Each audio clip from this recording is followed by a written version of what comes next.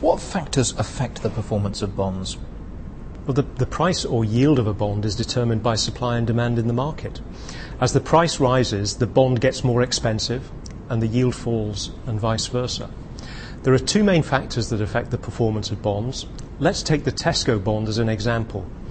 The yield on the bond can be split into two components, and each will fluctuate with the market.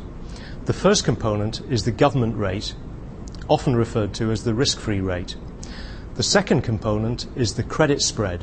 This is the additional yield that an investor requires for the added risk of default or credit downgrade. When the Tesco bond was issued, the 5% yield consisted of a government or risk-free yield of 2.5% and a credit spread of 2.5%. Now, let's look at this first component, the government or risk-free yield. The key factors that affect the level of government yields are mostly to do with the economy. So the pace of economic growth, inflation, and the level of base rates set by the central bank all heavily influence changes in these rates.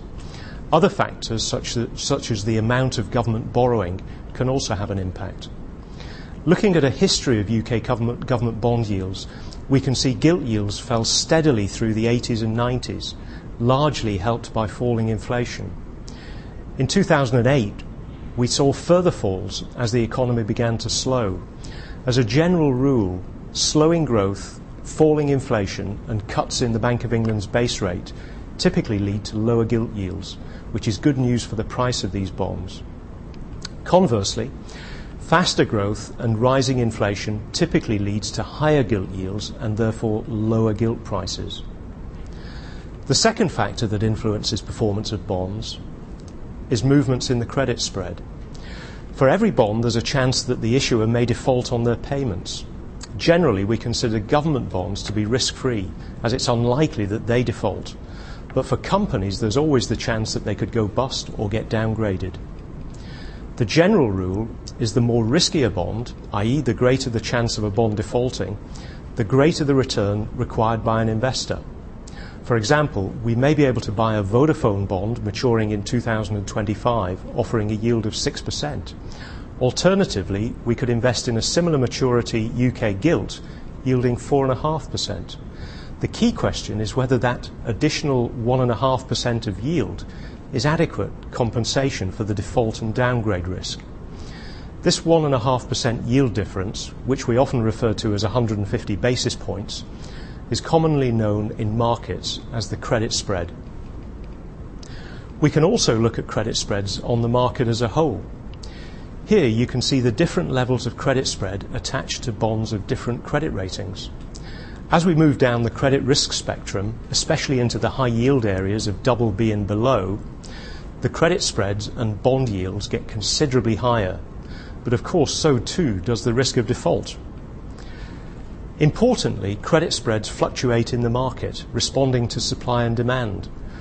When credit spreads widen, the price of corporate bonds falls relative to government bonds, and vice versa. Using US data, which stretches back the longest, we can analyse how credit spreads have moved through time.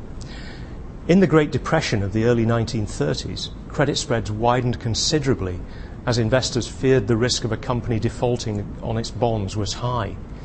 Since then, spread moves have been less extreme, but that was until 2008, when credit spreads again widened dramatically as the credit crunch gripped markets. When timing an investment into corporate bonds, it's important to make an assessment as to whether the credit spread offers enough compensation for the added default and downgrade risk. How does the maturity of a bond affect its performance? Well, the sensitivity of a bond's price to changes in its yield generally depends on the maturity of a bond, that is, when the principal has to be repaid. As a general rule, the greater a bond's maturity, the more its price will fluctuate. So, if you own a 30-year bond and yields fall, you're likely to see a greater price gain than if you held a 5-year bond. To more precisely measure this sensitivity to yield changes, investors can rely on a technical concept called duration. Duration's best understood in practice. As a simple rule of thumb, a bond with a duration of 6 years would see its capital value rise by approximately 6% if the yield fell by 1%. Similarly, if the duration of the bond was 8 years, then its value would rise by approximately 8% if yields fell 1%.